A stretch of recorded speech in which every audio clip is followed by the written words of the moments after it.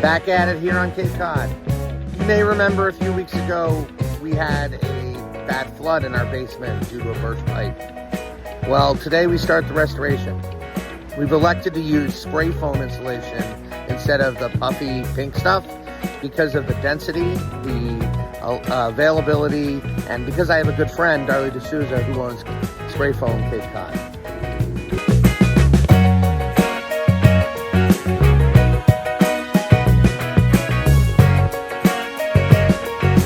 Hi, this is Darlie for Spray Foam Insulation.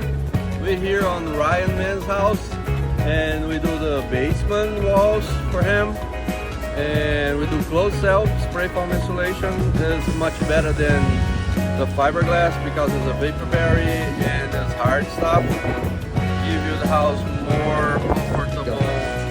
Alright, over here we're gonna do this wall over here. As you can see, they have fiberglass and have mold on it. And the spray foam is gonna prevent all this because it's hard stuff and gonna kill all the mold. Be really nice. And seal it all off. Seal it all off. And it has water damage around here. And we take all the fiberglass out and we're going to put spray foam close out on it.